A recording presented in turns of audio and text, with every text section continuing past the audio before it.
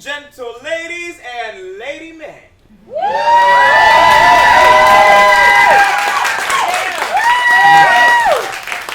If I forgot to recognize you, please write a letter to the American Civil Liberties Union and hold me accountable.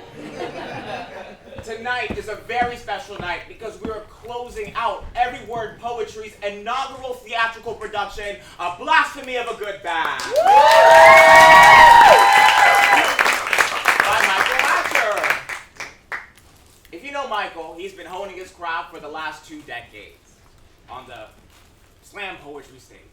But now he's finally living out his dream in a full-length theatrical production where people had to pay to get in. Yes, they did.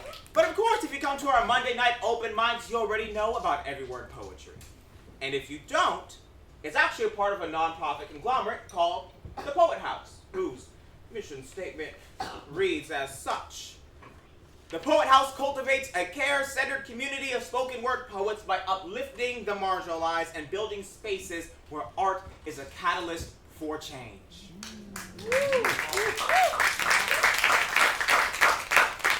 I may have pulled that out of my ass, but they did not. We here believe that poetry has a place in every facet of society.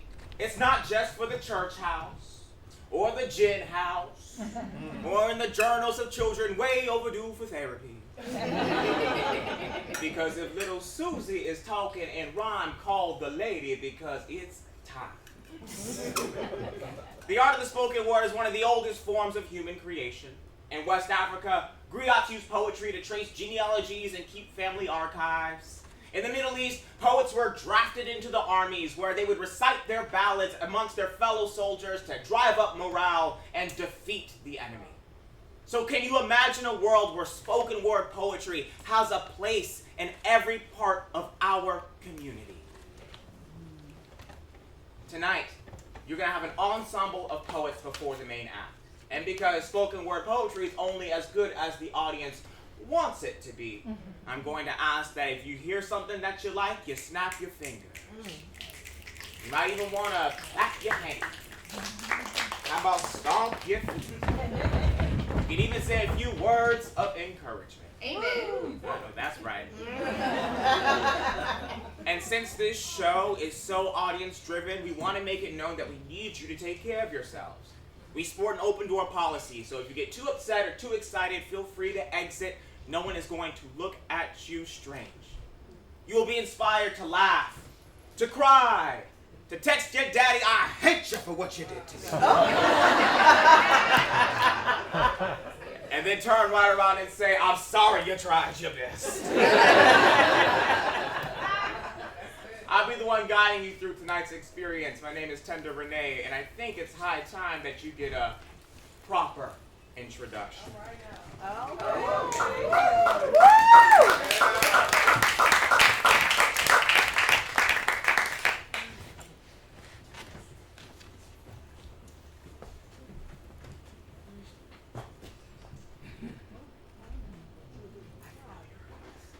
He's the rare type that can remember the first pain of stinging dry air ripping up his lungs.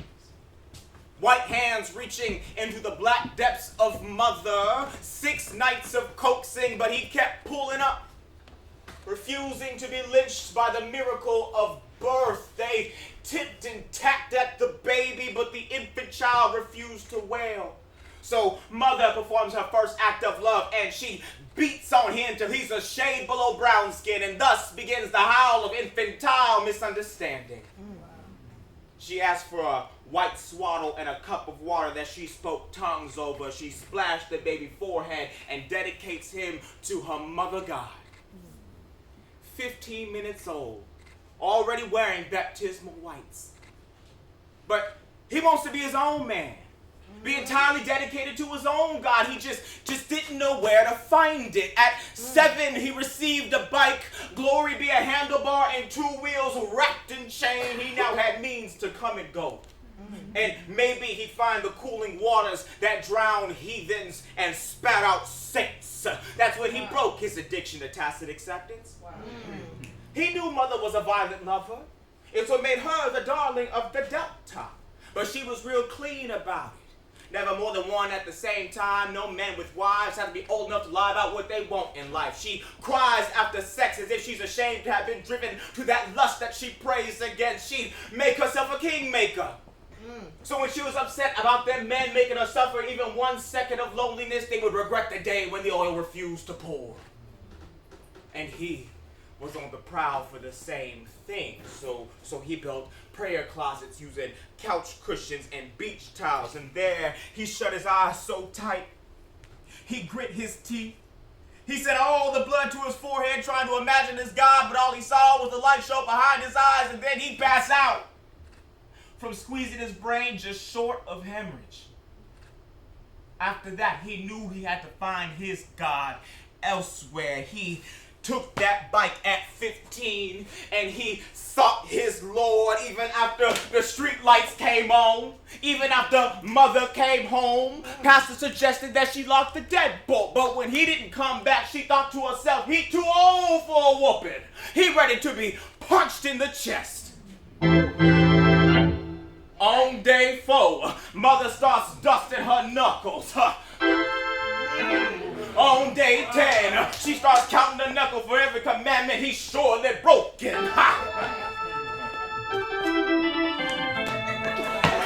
On day 12, she starts hoping that the law and the rest of the world will pulverize him for his damn ego, nay, his pride that allow him to think that he can disown a mother. Don't he know he break the law of Moses? No, he don't know nothing about nothing in all his 15 years of age except Moses. His bassinet has always been rocked by gators. His first mattress was infested by piranhas. And now he rides his bike deep into the desert with the confidence of a beast that has nothing left to fear, for it had already been written that it be the sacrifice. On day 16, it occurs to him he hasn't eaten in weeks. But somehow he's gained so much weight. On day 20, he comes across a series of 8 puddles, and in each one is a reason for the beating, for the overwork, for the distaste in his chosen appetites, for the gag order that never lets up, and none he will accept. He hopscotch his way through the first 7, emptying the pools with his seismic landings, and he giggles at the sensation of his wet jeans. But when he hops to the pedal lick, he slips and finds himself taken under, floating in an unconquered ocean made of syrup.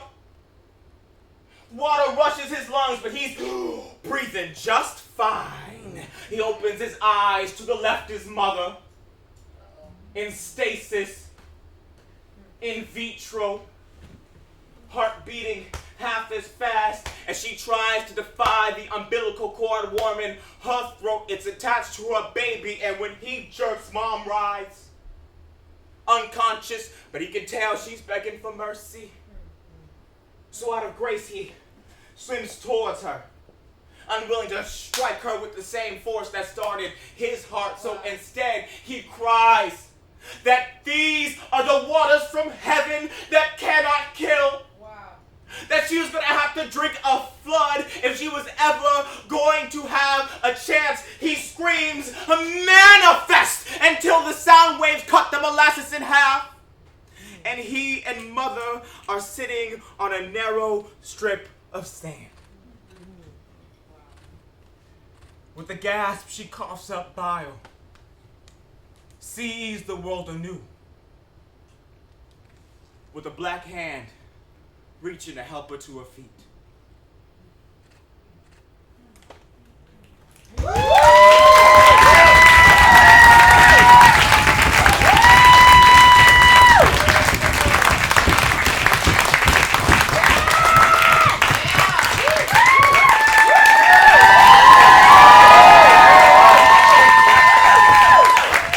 you so very much. But I must apologize. That was a bit of an informal introduction. I don't usually take off my jacket first. I would take you out for tapas beforehand. And let me tell you, it is your pleasure. But it's my pleasure pleasure to introduce the first member of tonight's ensemble. She's a very special woman to me because I was doing nothing but serving drinks behind that there bar. She asked me to perform one night, and ever since then, helped nurture my creative spirit, and now I have the opportunity to be under a spotlight, and I get gas money for it. I've said it before, I'll say it again. If Austin poetry had a mother, it would come from her womb. Please welcome the maven of every word poetry, Jasmine Games.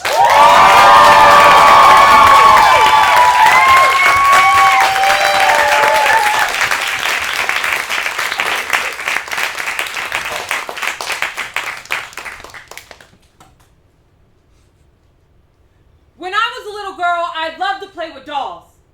First, I had my sister's Barbie collection. Tall and thin and Eurocentric marionettes in my hands. But I'm a 90s kid. I thought brats were a better fit.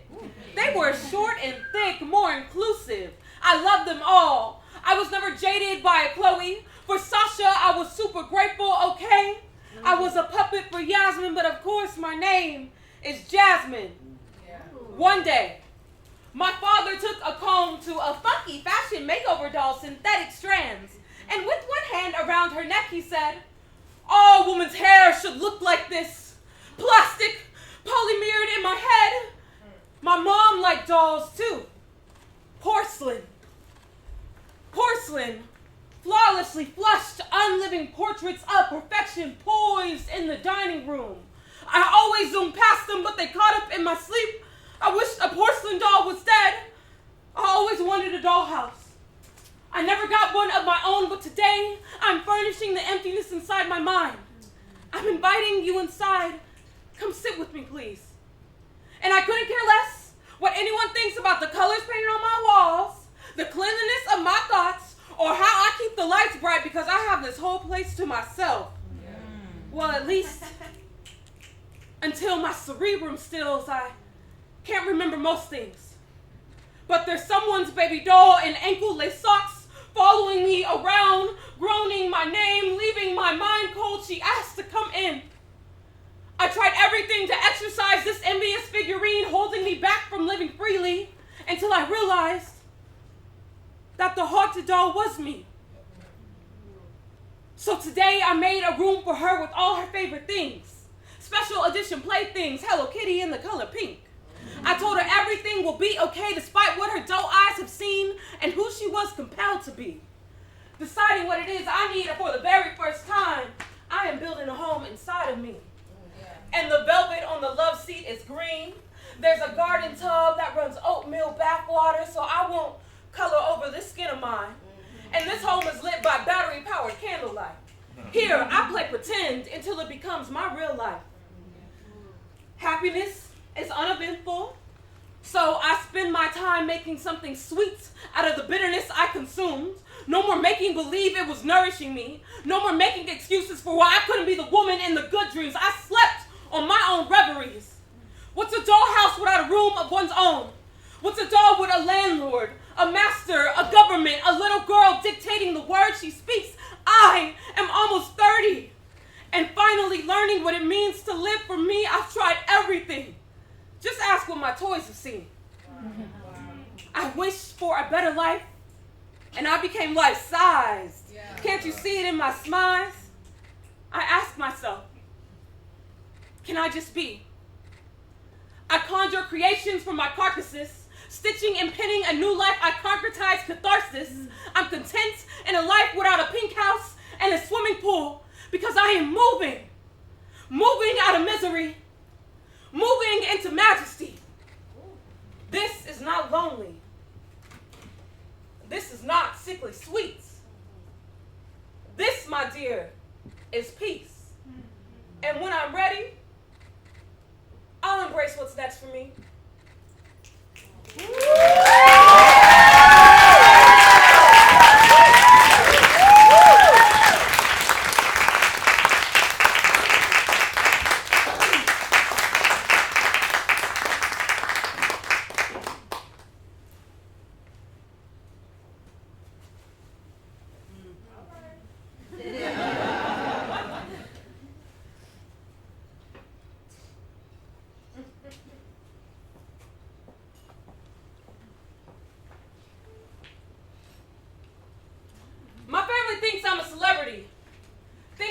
destined for fame, riches, and land, you know, manifesting. They ask me for money as if they know I have it. They need it for rent or for corner store trips. It was always money I thought I had to spend because it was finally mine. But I borrowed $200 from Cash App to pay my phone bill. I spent thousands on sparkly makeup and flashy clothes because I like to play dress up, check out my insecurities. I can write a poem in one sitting, but a book or a play takes me years to complete. And not enough people bought my last literary collection to pump up my piggy bank enough to change my life, let alone the people I share blood with, people I shed blood for. I work until my elbows light up from the grease and my knees ash until they split red, but at least I get recognized on the street. They say you're that poetry girl. Yeah. Paper poets with prestigious publications perplexed by my plagued parables proclaim they don't perceive the proficiency in my pen. All they see is trauma. All they see is trauma, but at least I'm a great performer. I've made a stage out of this city. Ripped the spine out of the binding that could not hold me. I've rewritten my own story. They keep asking me to write something more happy. Guess I don't got it in me. Say I'm too old to write about my childhood. I got 5 adult siblings who ain't got over it yet. Shit, 4 of them older than me. 12 nieces and nephews I'm scared will go for rope and swing from the family tree. I was great at giving. I knew how to make $1, so if I gave them my last, at least the kids got to eat. Shit, I got all this pain, I should make a killing. Y'all don't know how happy I am. I just never killed nobody living or breathing, but I guess the bar is low when you know how easily you could have spent your whole life behind them.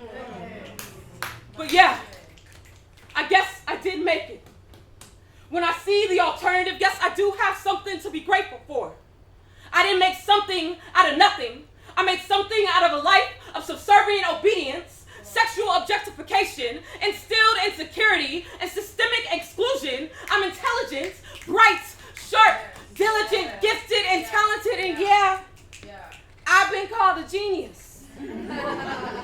I don't say it because I think I'm better than anyone else. I say it because it's fact. Sometimes I kick myself in the ass for how many years and loans I spent for arts administration. I am a creative. But I could have easily chosen STEM. I would have been that bitch rocking a lab coat and heels. But I guess my selfishness shows up in wanting to be seen. Damn it, I just wish I could do something like sing. My artistic vice is spoken word poetry. Statistically, that won't solve generational poverty.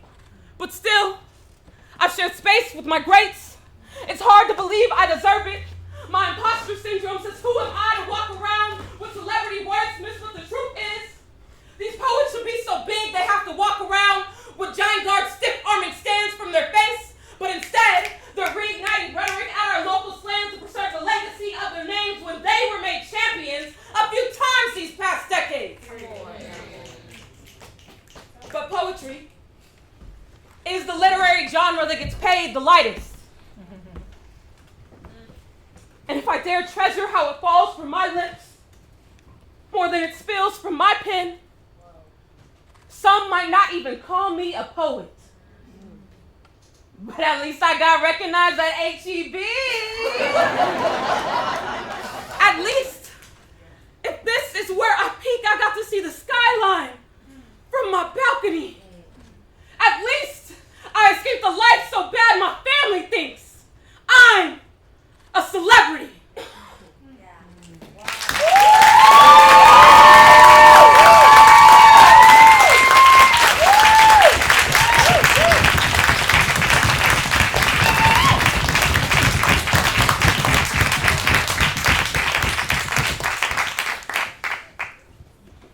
Wow. That last line always hits me like a truck. At least my family thinks I'm a celebrity. Can I get a round of applause for the people that think higher of us than we do ourselves?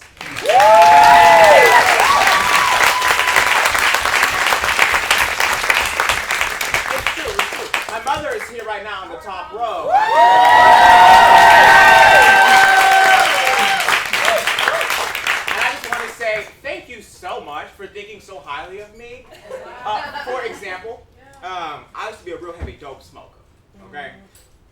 And my mama, she really know nothing much about herbal medicine. So I just be high as hell walking around the house, my eyes real low like this. And she just say, look at that boy. Walking by faith and not by sight.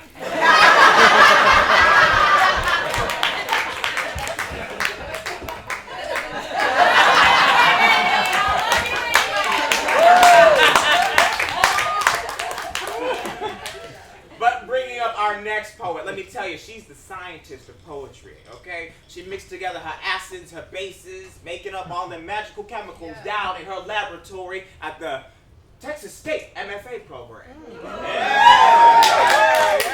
And if you are in that program, I know you hate her guts. Because she doing better than all of y'all. This year's Best Annette nominee. Can you feel the love tonight? Welcome, Nala Washington!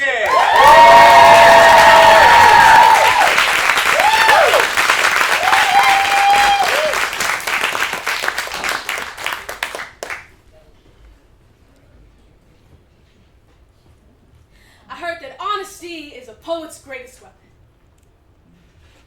I am 5'1". Okay, on a really, really good day. I'm from the seafood capital known as Merland, not Maryland, and I never have the heart to tell people I can't eat fish or I'll die. So it's simple, I just don't enjoy it. Seems to suffice.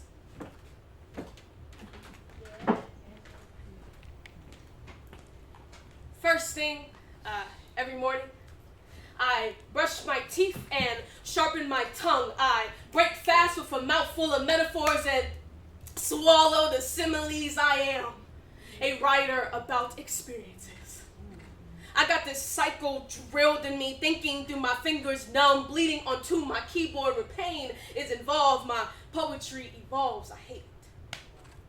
Sometimes I feel as though my poems no longer act as a self-help. Yo, and what is a writer who cannot help themselves? To continually give these pages a name is giving it a pulse that is never steady. I got these poems, really love letters altered into poems to black women, to anxious beings, poems for you. You. I become weary of the memories. Often, I find myself carrying the bricks from my last relationship to the new one, resulting in the same house being built that I have loved and lost and continue to lose, but maybe it is better to have lost at the fullness of love. I got this tattoo on my left bicep, 1 Corinthians 16:14, let all that you do be done in love. What I'm saying is, even God knows I wear my heart on my sleeve. Got this quote of mine stretched across my chest. Don't forget yourself, really meaning don't forget the love that has always been there. Don't forget the love that might not always feel enough. Got my name on my right forearm. Don't forget to give it to yourself. The love. Did you know that tattoo ink begins to fade without proper care, such as these? Yo, and here I thought it was the cause of how much love I give out. Some deranged metaphor that I am just a museum of everything and everyone I have ever loved. I don't forgive myself as much as I need to. I am my own jury, judge, and executioner. Sometimes I forget that I am not who I say I am when I am not being kind to myself. My feet are bloodied from the running from past experiences. I am afraid will repeat itself. Every scenario has crawled down my chest, tugged at my heartstrings. However,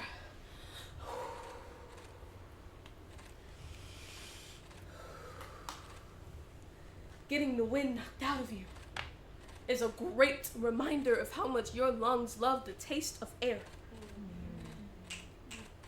When I question what is a writer who cannot help themselves, What I mean is,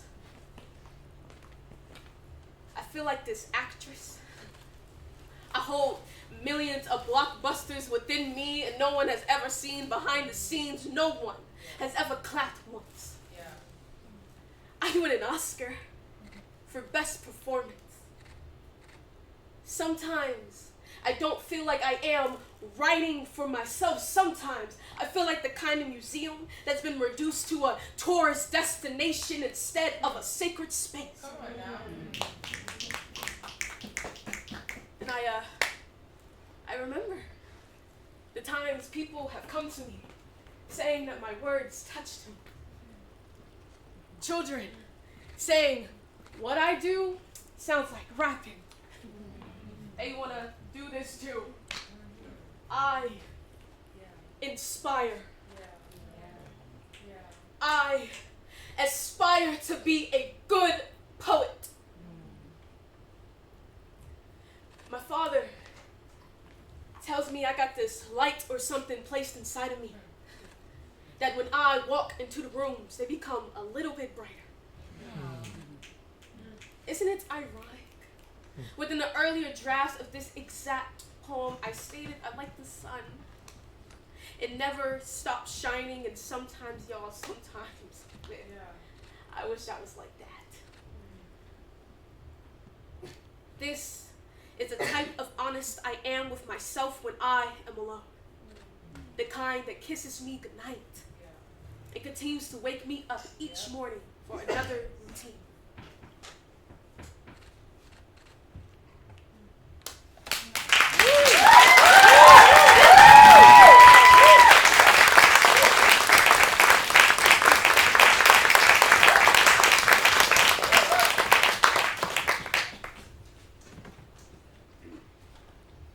And so, I guess I dress like a sin.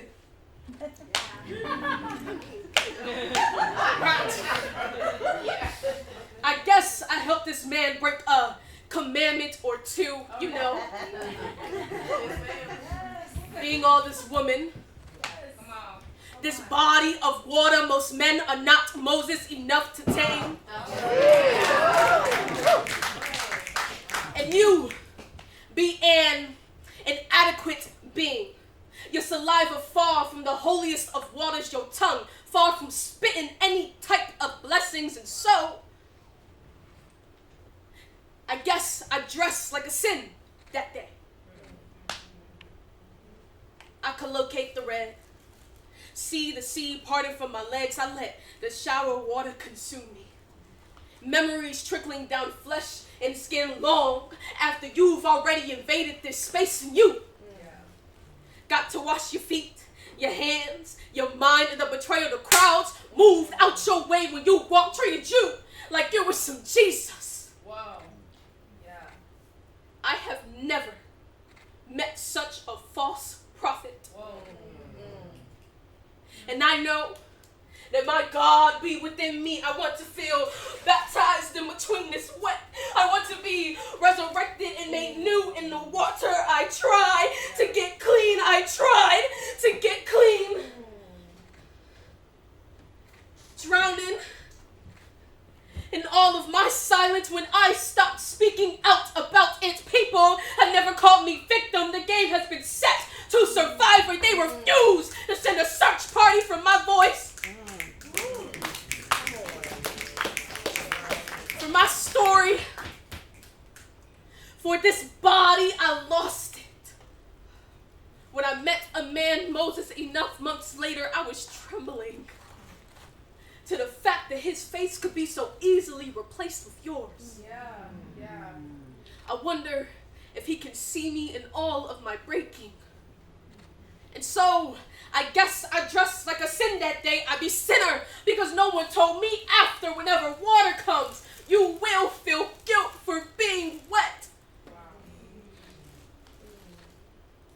You'll feel like a shipwreck without the ship. Like a therapist who cries in the middle of the night who cannot diagnose themselves. And in my new apartment, states from you, years after the flood, I sink into my bathtub, imprisoned inside these porcelain walls like some tenant, befitting of a landlord's excuse to take residency in between my legs mentally. I can never evict you. And when I pray, I still ask that I dress like a sin that day.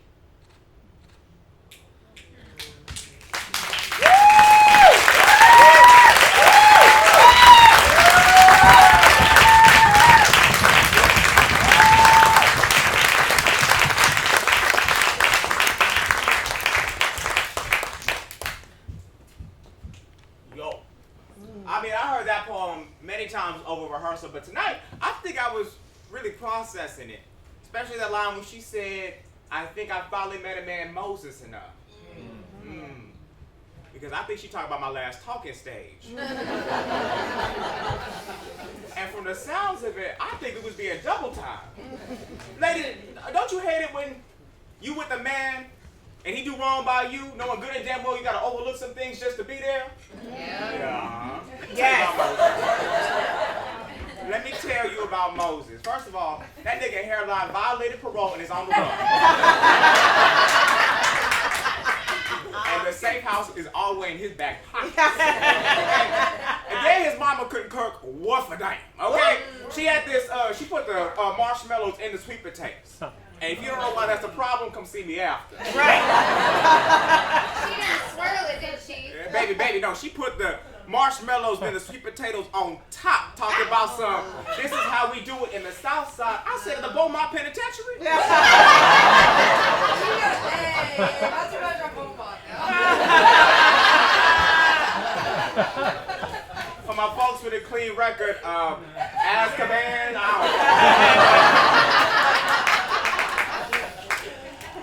But I'm excited to bring up this next act, truly.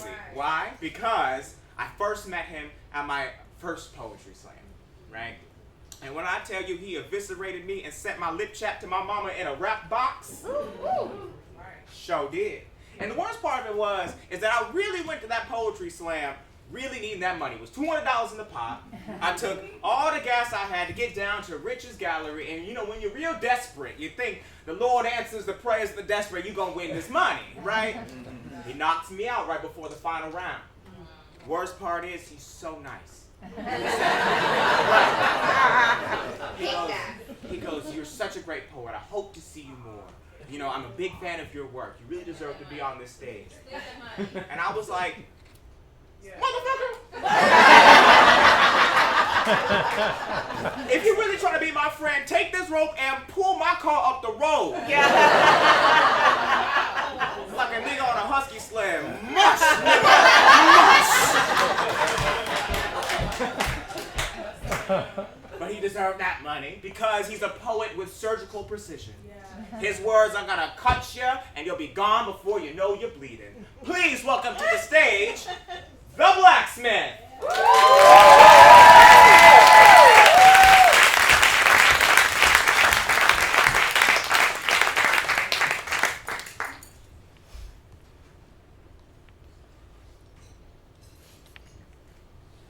She asked me if I was hot. I told her my home is Houston. She asked me, how hot is Houston? I told her Houston's so hot she birthed Beyonce. Houston's so hot her chickens lay hard-boiled eggs. Houston's so hot she can hold hands with Hades and not be burned. Houston's so hot she hollers at hurricanes just to cool down. I still remember when Ike and Harvey waved back. See, heat here don't hold water to heat where I'm from. Where I'm from, we would hoop on 100-degree half courts. Sweat silently slipping down skin. Shirt sometimes salted with crystals. No Epsom, but brothers and I would bathe in the sun. Shooting shots is how black boys shoot breeze. Keep it cool, sharing who shot their shot at who. Lucky to live when we talked girls, not guns. Back home, we would bathe in the sun. She asked me if I was mixed. She asked this because my last name is Smith. I told her my home is Ghana. My fathers weren't white, but their history was whitewashed as they were washed upon American beach. Last names bleached with white out left a stain. This Smith is not by agency, but by slavery. So no, it's not mixed race, you see. The only thing that's mixed are my emotions from being dragged across the ocean. Did the name Smith become a curse? Or add what was overcome to my worth? Either way, my last name means I still carry chains with me. History has a way of holding on to you that way. Even when you're miles away from home, even when you're miles away from home. She asked me if I smoked. I told her my home is ashes. Some may debate nurture versus natural disasters. All that I know is fire broke loose and my family was burned down after my parents raised enough hell to burn the roof. Fire in my eyes followed. I formed this at my wrists. My nails and skin from getting hammered to this crucifix of choosing fits, of losing wits. Once I seen my father's abusiveness, I then defended my mama, then he abused his kid. I craved fighting. By the fistful, I would chase the high. Satisfied with ashen eyes as it covered up the pain I'd hide. I raised hell because I was raised in hell. Come on.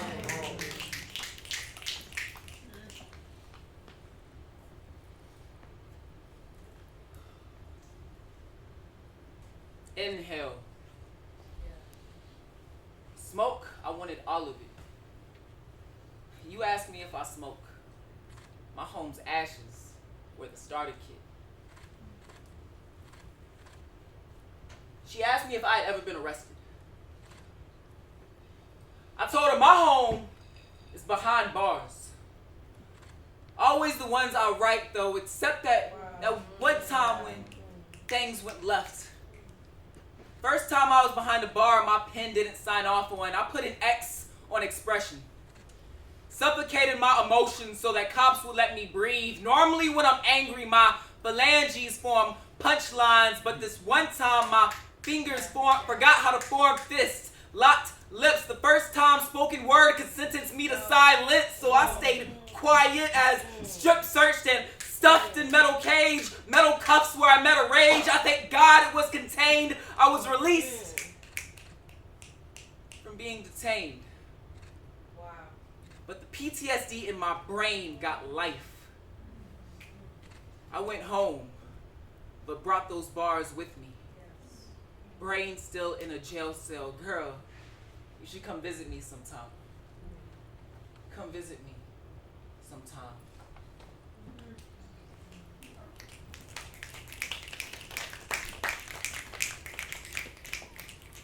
She asked me why did I leave Houston.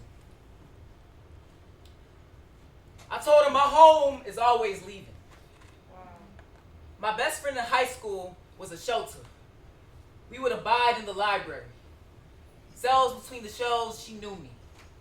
The first person I shared every page of poem with, she knew me. Then we went to UT. Paid the cost for Austin, explored the city, and made it our own, but the price for her to pay was too much. She moved back to Houston where her boo was. Ghosted me, no Ku Klux. She Whoa. had to do what was right for her. But sometimes the truth sucks. My best friend in college was an asylum. The asylum started out as a roommate, and the roommate became a brother. I would celebrate holidays with him and his family when I was beefing with my mother. He gave me rides countless times when I didn't have a car. Now I finally have my own. But what's the use when he lives so far? That night that he moved to New York, we cried. That night that he moved to New York, I became depressed. It was like my best friend died. It was like my best friend died.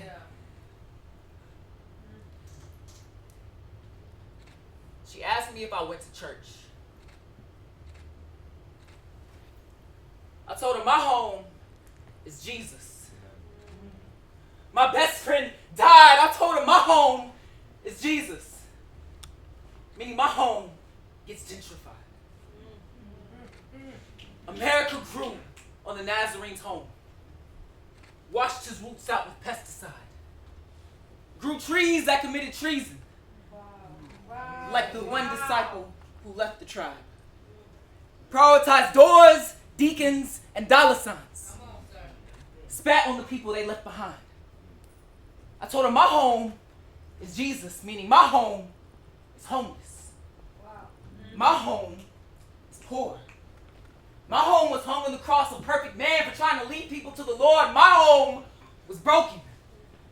My home invited the broken. And in the broken, my home was alive. America, you built whole houses for Jesus to live in, yet forgot the broken is where Jesus abides. My home once said, I am the widow.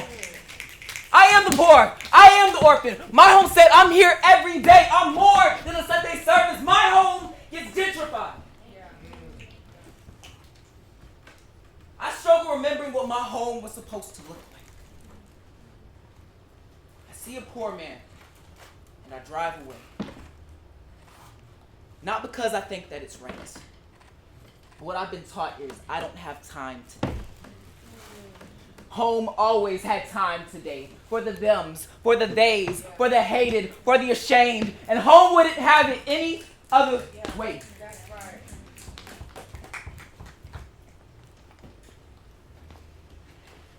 So yes, I do go to church.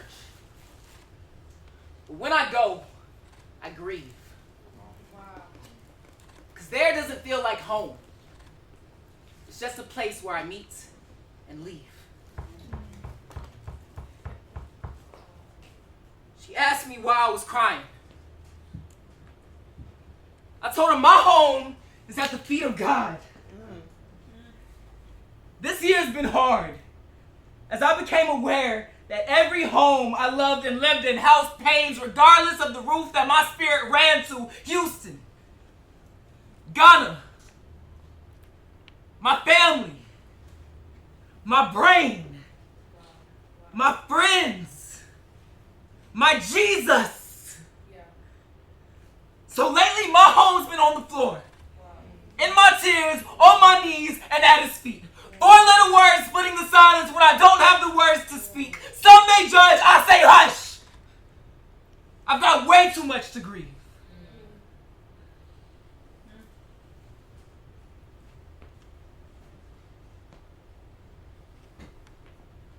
The irony is, there on that floor is the joy that I look forward to. In a weird way, it's home to me.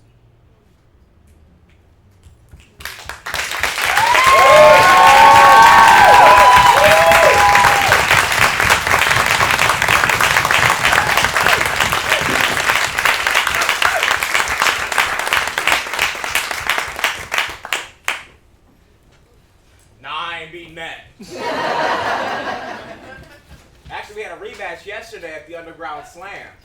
Yeah, we did. Told me asunder too. But I didn't have no money to put in the pot, right?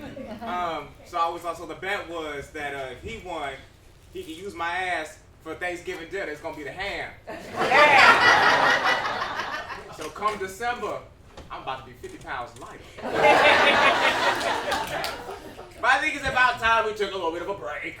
We put ourselves through emotional ringer. I see my sister over there sucking on ice cubes. My brother over here bouncing his legs. You need to hit that dope one more time. We actually have a drink at the bar called Hatchwater. Yeah, it's the show drink. And what we had Michael sit in a vat of tequila for 72 hours. Yeah. And let me tell you, it tastes the way that a man should. All right? No, that's actually just a polite way of saying, get out, we gotta reset the stage. All right. See you in 15.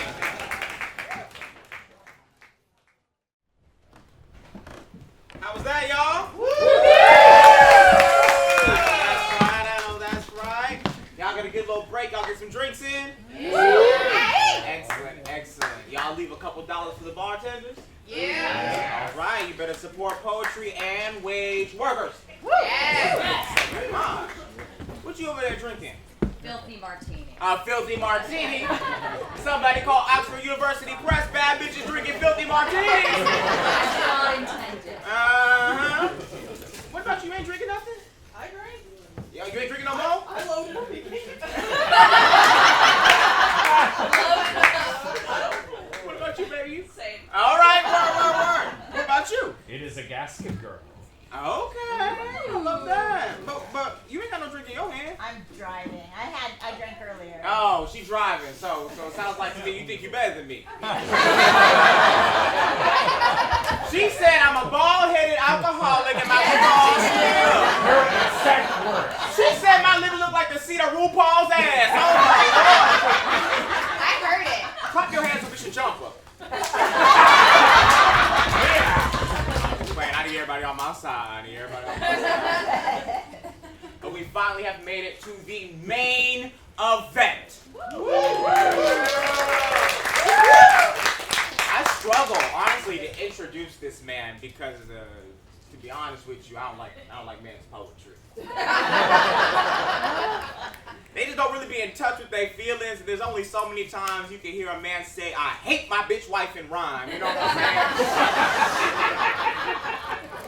saying? But he truly has pushed the limits for what male creative expression can be for me. Yeah. He has a depth of character that's in a deep well that cuts all the way to China. A strong emotional understanding. Michael Hatcher. Yeah. But we run this operation like a Baptist church. So before the main voice you'll hear, we like to bring up a psalmist. This brother is a talented rapper. He's the architect behind Something to Say every first and third Saturdays in the bar. Yeah. And I also think he got a whole lot of money because his name got 3 O's in it. That's what I'm saying. That's like $240 on Wheel of Fortune. The baby daddy with no baby. Welcome to the stage, B-O-O-O-K-A, Boooka!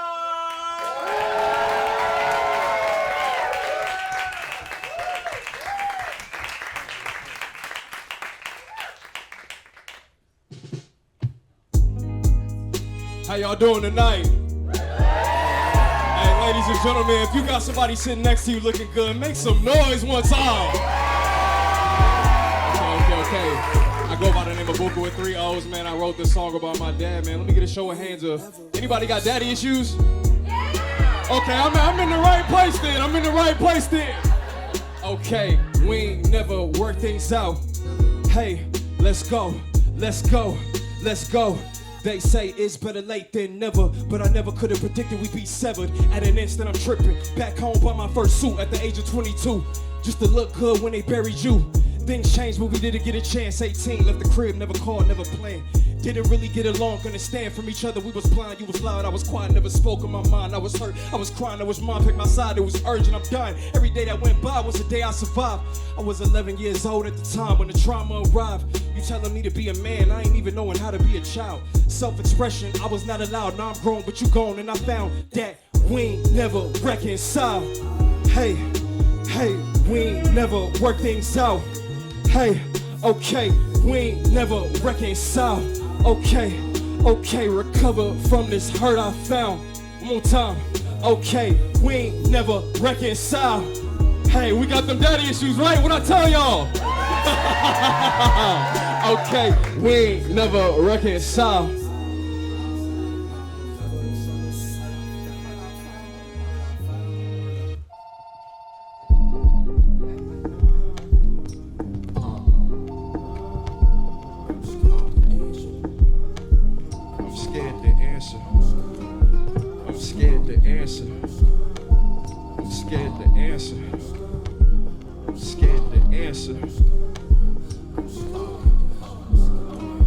I'm scared to answer. Who's calling? I had horrible news last time. I'm sure you're well, but I'm sorry. I just can't shake the mood from last time. I'm scared to answer. Who's calling? Had horrible news last time. I'm sure you're well, but I'm sorry. I just can't shake the mood from last time. heart skips a beat when my phone ring, but I wish it stopped. Status on D&D, pardon me, looks like I forgot. A sudden sense of doom when the ringer begins to come through. My heart skips a beat when the phone ring, has everything to do with my brother called to tell me about my brother, say it isn't true. What if I never answered, how would I have gotten the news? Cause the way he broke it to me added another layer. My relationship with receiving calls, it won't be repaired. Who's calling? Had horrible news last time. I'm sure you're well, but I'm sorry. I just can't shake the mood from last time. I'm scared to answer. Who's calling? Had horrible news last time. Blasphemy, y'all with me? Make some noise. Hey, let's go, let's go, let's go, let's go, let's go. My heart skips a beat, my phone ring, but I wish it stopped. Oh God, I probably missed on a couple jobs. My phone on the charger, mama saying somebody died. And when I ask how, I be thinking why it's matter, cause I cannot call my loved one, have him tell his side. To get to tell goodbye, it weigh on me, can you tell the size? Is that's what's waiting for me if I hit accept? Will it make it less real if I hit reject?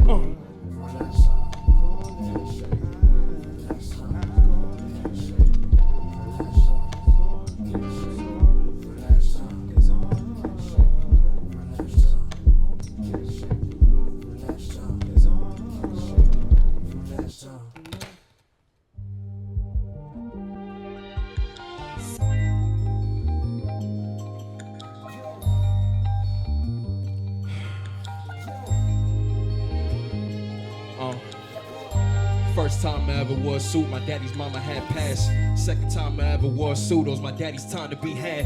I think that's why I hated dressing up so much in my Sunday's best. I feel the PTSD when they telling me that I'm fresh to death. I'm not sure how this exposure was supposed to bring us closer. My ex-girl using my daddy's death to connect with me for closure. My roommate praying over me, making sure all the meals was kosher. I ain't have it in my heart to tell him I ain't believe in any God for many moments. I'm baptized in white sheets, the same ones that they had put over my cousin. Was never big on fashion, stayed with a pair of loafers. Big sis told me, you ain't coming nowhere with me looking like that. Just to hit the gas station for a black and mild and a couple snacks.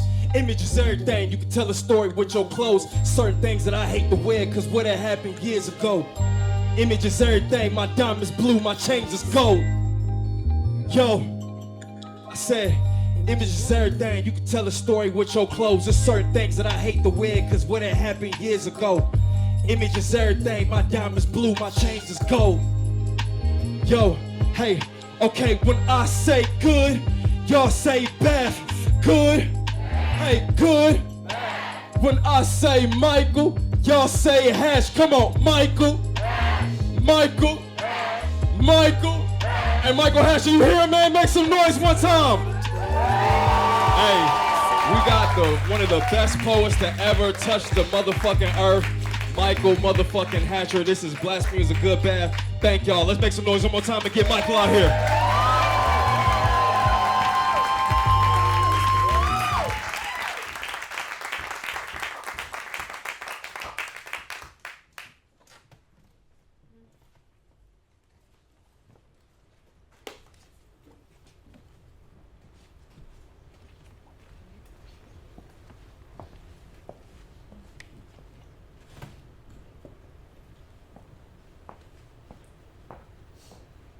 My name is Michael, like the archangel, like the warrior, like the boy that has roots deep in the Fort Worth soil. In Hebrew, my name means he who is like God.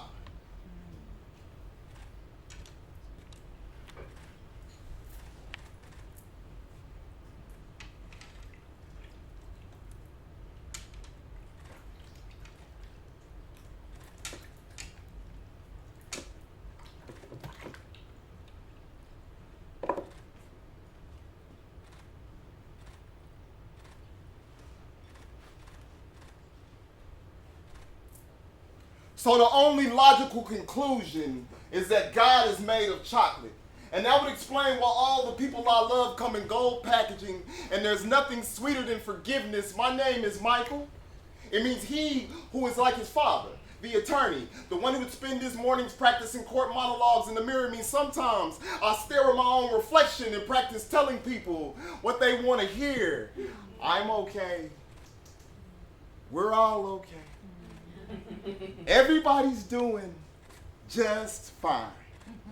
My name is Michael. It means he who is like his mother. It means mama's boy knows how often divinity comes in the form of a woman, and she said to them, thou shalt have your asses at home by the time the street light comes on. My name is Michael. It means he who is kind of like God. Imagine an angel with a dented halo. The contradictions are a lot to wrap your head around. If God was a chocolate boy from Fort Worth, as a child, he probably had an issue with hoarding candy. As an adult, that probably turned into an issue with hoarding people. My question is, who cursed God with such a vicious sweet tooth? My name is Michael. Today, it means insomniac. It means a child with a restless soul inherits all of the family arguments. It means my love for chaos might be the sole reason you don't stay together for the kids. I bet you he was like God, had trouble maintaining relationships. I bet intimacy feels like wildfire burning blue below his neck. Oh, how those chocolate boys melt in the summertime. My name is Michael. It means Christmas Eve of my senior year, my whole goddamn house burned down. If you go back to Fort Worth, you can still hear the spark and the crackle where the fireplace used to be. My name is Michael, like Michael Jordan or Michael Jackson. I love to entertain. Poetry is my favorite form of witchcraft. Burn me at the stake and I will set the stage on fire. I bet you he was like God, had two best friends named William and Khalil. I bet they were chocolate boys too. I guess that makes them the three musket. You know, it's funny. It's almost like the children that we grow up riding bikes with will one day carry our parents' caskets. My name is Michael. It means he who likes to flake. It means, yeah, I told you I was coming, but my anxiety, she shook her head no. It means after 2 missed appointments, I guess God's therapist ghosted him. I guess there's no point in seeking help if you're already haunted. Maybe that's why. Maybe that's why he who is like God is afraid of the dark. No wonder he's scared to close his eyes. It's like unwrapping the packaging of your favorite chocolate bar and realizing you gotta chew through the gold to get to everything that glitters. My name is Michael. In Hebrew, it means he who is like God. And therein lies the clarity. He was candy the whole time.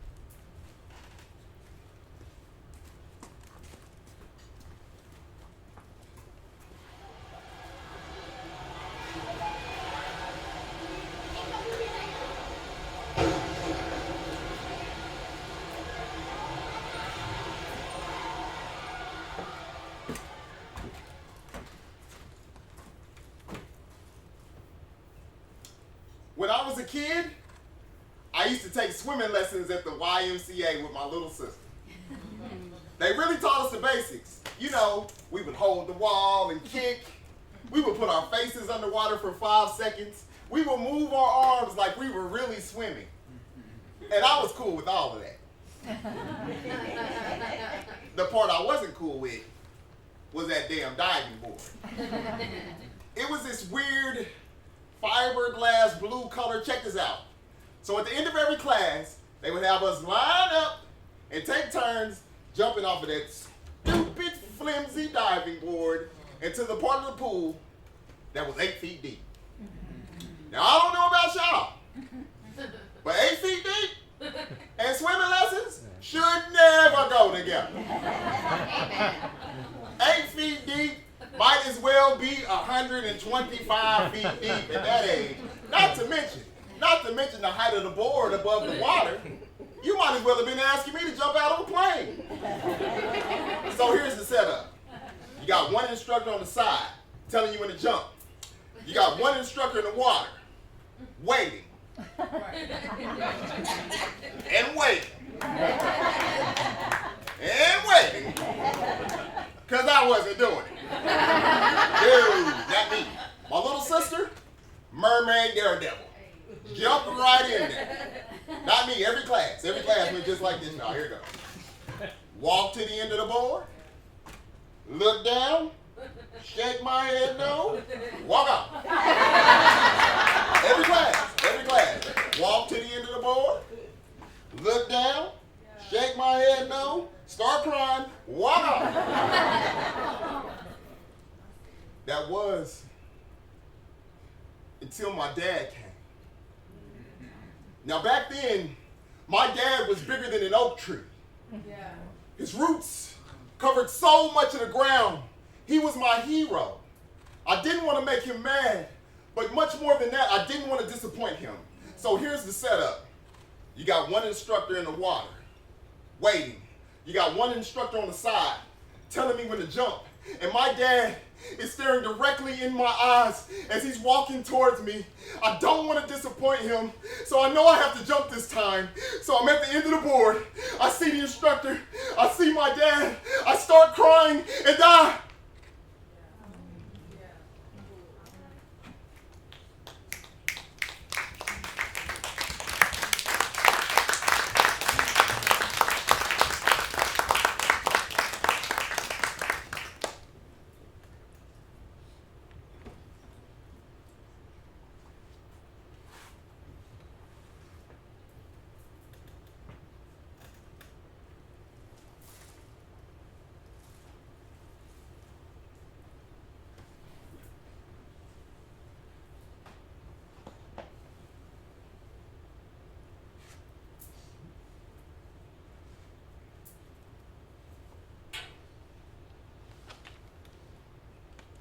There are people in this world that don't know the difference between a bath and a baptism. I say God is moving through both. I say God is a talented musician using voice to bend and shape water at her will. I say, give me some Epsom salt.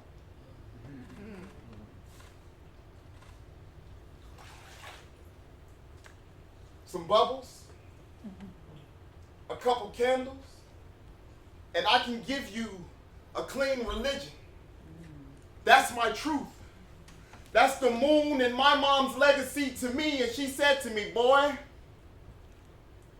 if you don't get your ass in that water, in my heart, masculinity could benefit from more time soaking and less time surviving. It's a known fact that trees that grow up by rivers have a softer base.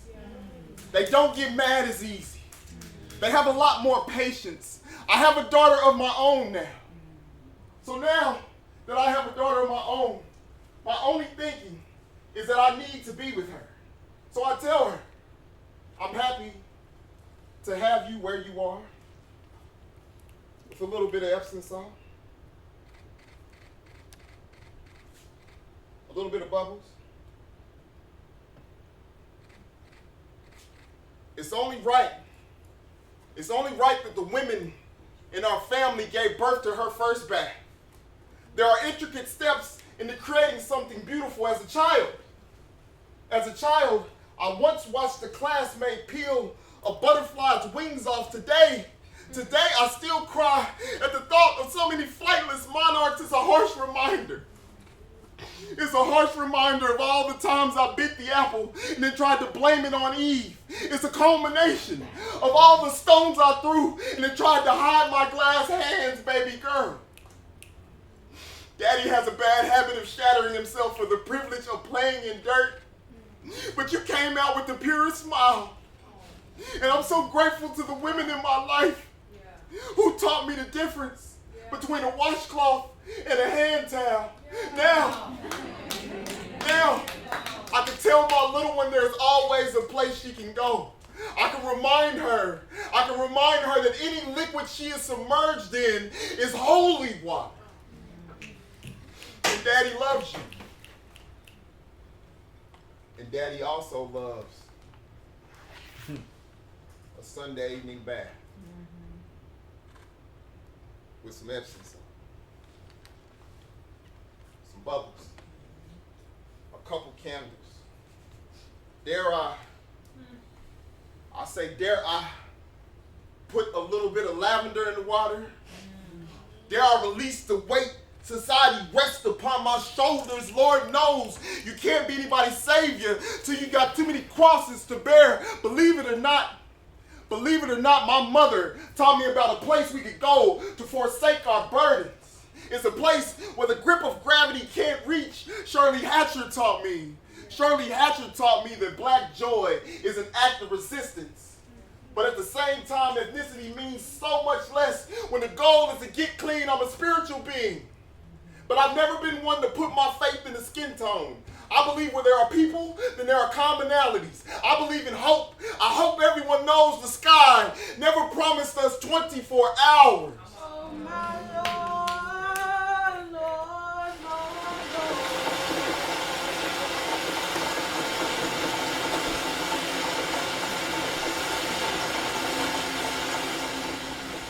oh, my Lord, Lord, Lord, Lord. I choose to take a bath. I choose to take a bath so my daughter knows no matter how full our tub gets, we don't have to drown in ourselves.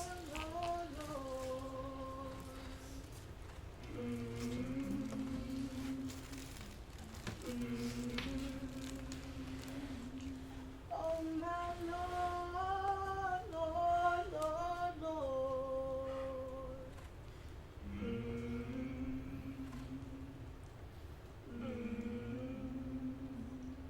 For as the body is one, and hath many members, and all the members of that one body being many are one body, so also is Christ. For we all made to be baptized into one spirit, whether we be Jew or Gentile, bond or free. Let us be made to drink from one spirit.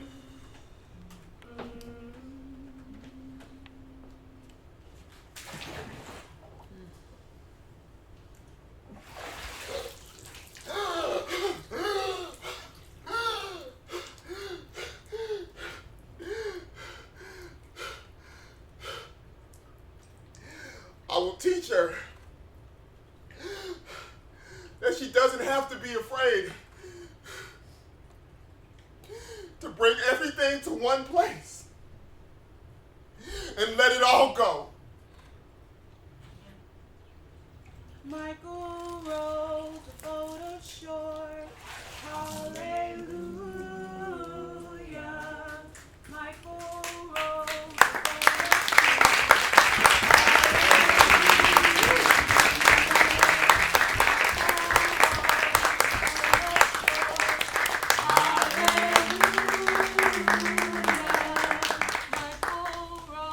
the boat ashore. Hallelujah.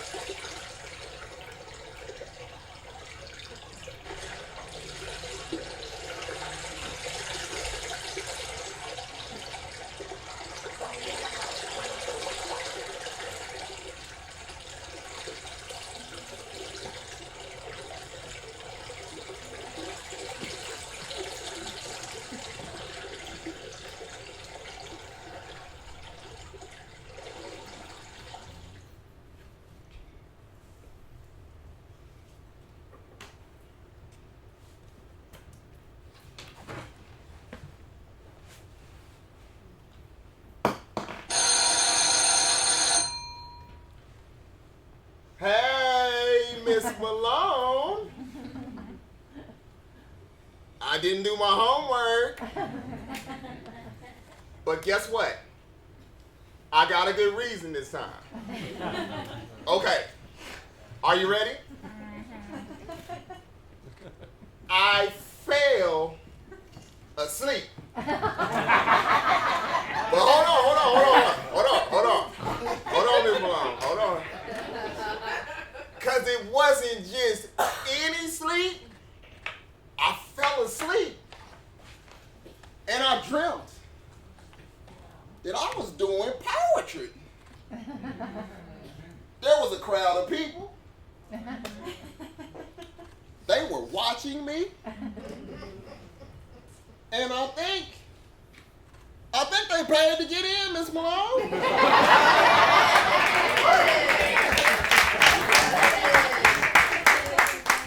And it felt amazing. Like, this is what I'm supposed to do. Like destiny, you know. Kind of like what it feels like for you to teach 6th grade social studies. But don't worry, Ms. Malone, don't worry. Because my main point is, I don't have my homework. It just, you know, I thought I did it. I had my backpack, and I opened my backpack, no homework. It's almost like it wasn't meant to be. It didn't come to pass. It's like it doesn't exist in this reality. You get the point.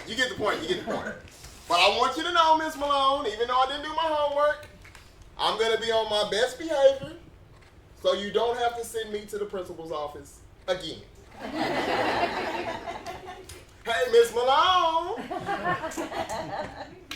I'm just going to doze off in class a little bit. But I'm not going to sleep. I'm just going to rest my eyes. And we both know you can't send someone to the principal's office for blinking for an extended period of time.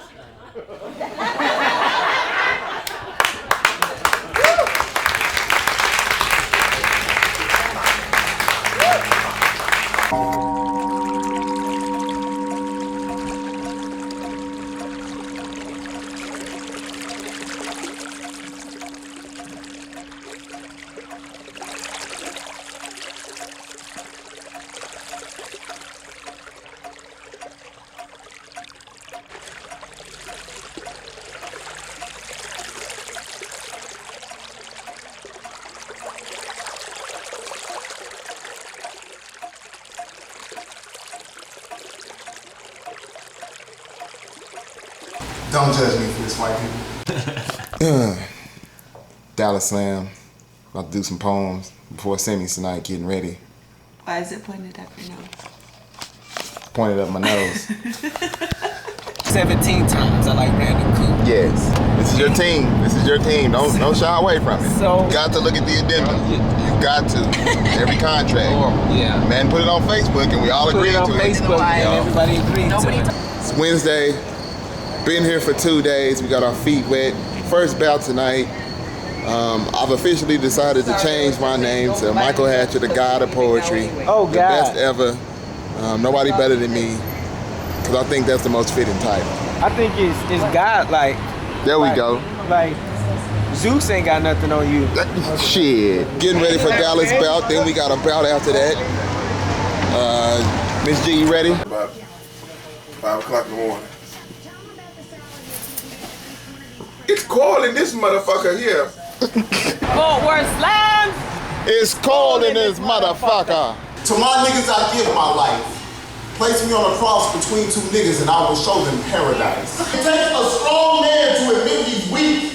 I'm a declawed house cat in a room full of field mice. My body is full of secrets that we don't talk about. Instead, we tell ghost stories. In God we trust. All are welcome at my table. I make miracles in my kitchen pastors can't duplicate in their pulpit. Water into wine was just an illusion. I turn stones into ambrosia so common men can taste the fruit of the God. All I ask for is a small fee. Stole my soul in this road. Check, lost my mate. Check, nigga, where's my money? I am Adam from the Bible. Blaming my shortcomings on first women and talking servants. Pray for me. What? Pray for men who wear the same ironclad halo. Crown of thorns, crown and coke, crown and coke. Shot, shot, shot. This is how we leave this planet. How to truly resurrect. How to look in the mirror and grin at divinity. How to truly see yourself. We don't talk about what it's like to stand waist deep in a cemetery of your own whispers. What it's like to cover your wounds before the blood starts talking. We don't talk about eating your shadow right out of your own hands. We tell ghost stories. It's not the houses that are haunted. Sometimes it's just the people. We are the water. We are the water that we're made of. Now raise your glasses. Cheers to us.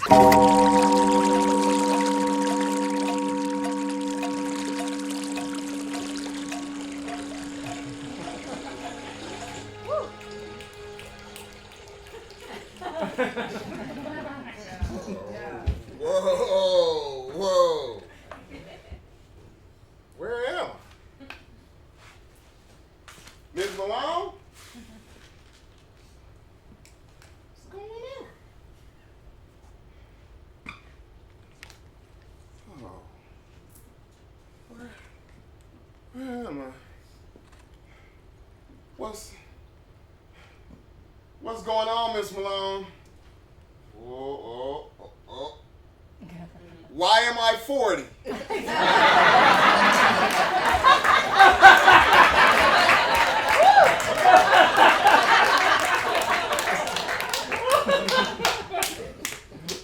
Where did all this gray hair come from? Oh, man. Oh, you have to help me, Miss Malone. You gotta help me. I will do my homework and the extra credit if you can show me how to get back to my childhood.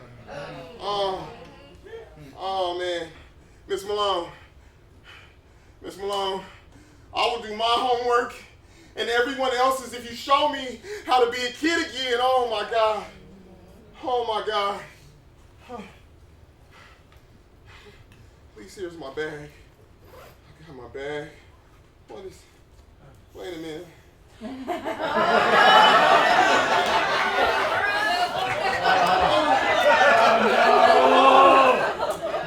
I got so many bills.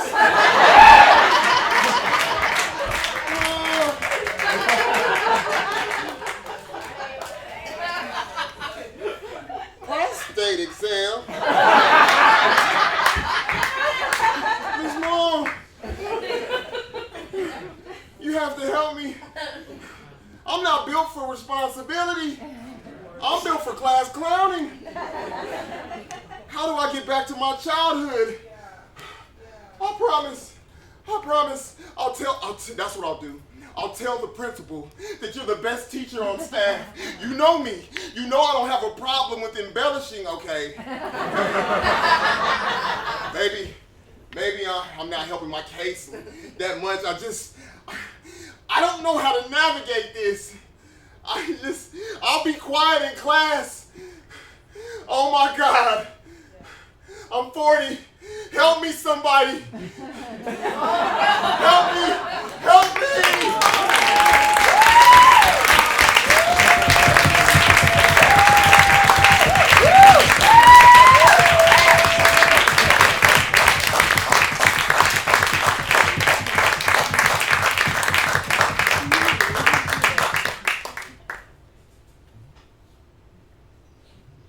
Memories come out of their shells like cicadas in the summertime, loud and unrelenting.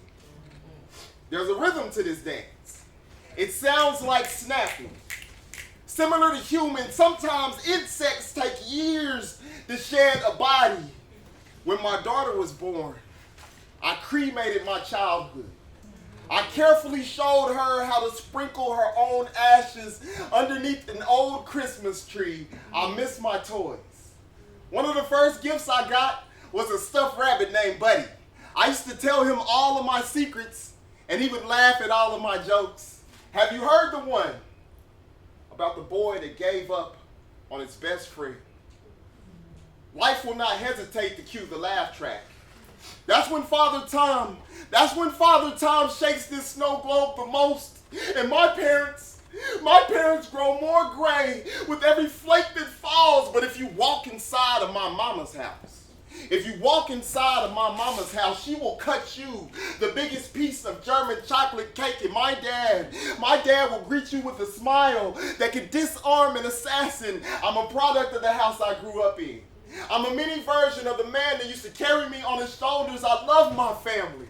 I cling to them the way locusts cling to a collective. Sometimes it takes years to shed a body. Come on. I miss my toys. I miss the warmth of my grandmother. She used to stitch floral quilts, and now she sleeps 6 feet beneath a flower bed. I never noticed the irony of how tulips bloom and dye black. Certain things happen in this life that change us forever. That's why when the cicadas start coming, I just smile. I smile until all the bulbs in my mouth either blossom or burn out. Often it's the sad times that lead to happy endings. A summer full of empty shells means that everybody we love became a shooting star. It's all a process. I realize if I reach up long enough, then I'll still be reaching for the same things that were hanging above my crib. When I think about the fragility of it all, sometimes my hands stay up and I don't know how to get them down, but I don't care. Buddy Rabbit taught me how to laugh hard enough to shake the sawdust in my belly. Toys are in our lives for a season. Cicadas make a seasonal exit. There's a reason that graduation from this life involves exiting an exoskeleton one day. One day I'll have to say that my mother used to make the best German chocolate cake. I'll have to say that my dad used to greet people with a smile that could disarm an assassin. Do you hear that sound? That's the cicadas. That's what it sounds like when they mass up like this. That's what it sounds like when you have to say goodbye to your best friend. When you have to put your buddy in a trash bag because everybody's saying Michael. Michael is just that time. I am growing wings of my own now. The lesson I am learning is that you can't master flying until you learn to let go. It all goes by so fast. 1 minute you're outside and you hear that sound. And then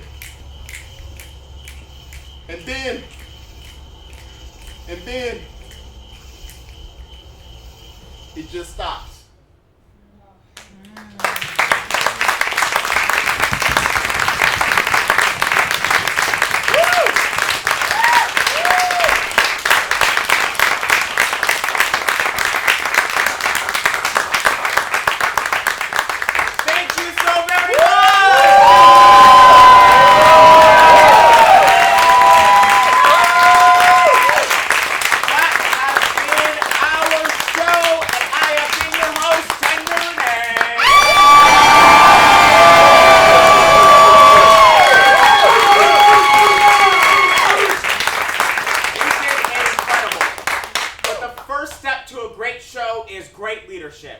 Please welcome to the stage our directors, Dre Jackson,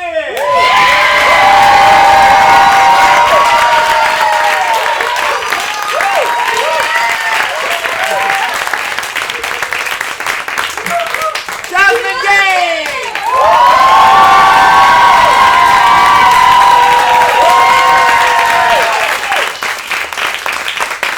Step 2 to a great show is the sum of its parts. Please welcome up the members of the ensemble, the first of which who's already here, Jasmine Games. Nala Washington.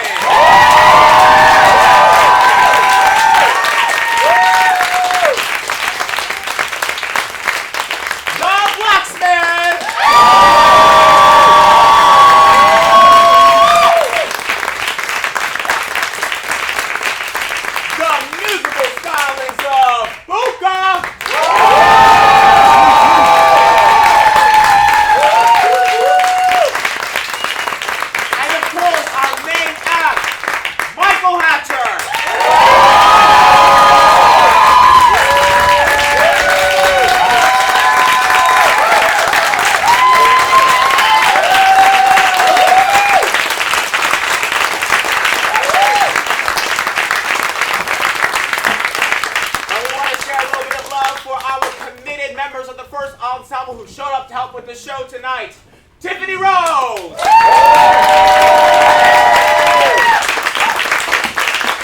Miss Trinity!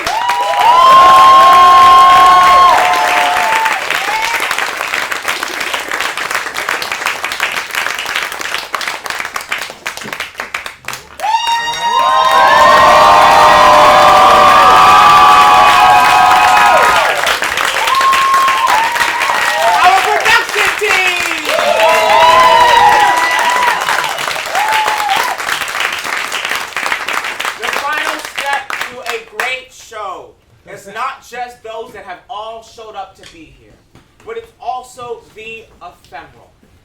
For those who could not be here for one reason or another, please join us as we take a collective breath for the passing of Malik Hansard, the first cousin of Michael Hatcher.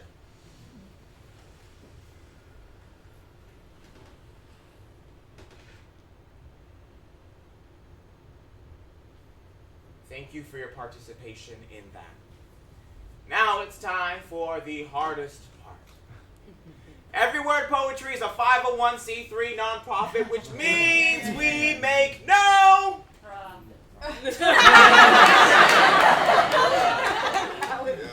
We got a free PDF tax code for everybody else up here, so catch up. We're gonna have some ushers coming around with offering trays. Please come forward. And if you're more of a digital sort, we have our donation on a QR code. In order to pay for productions like this, in order to pay for the people who participated, we rely heavily on our audience. We'll give you a moment to make your decision.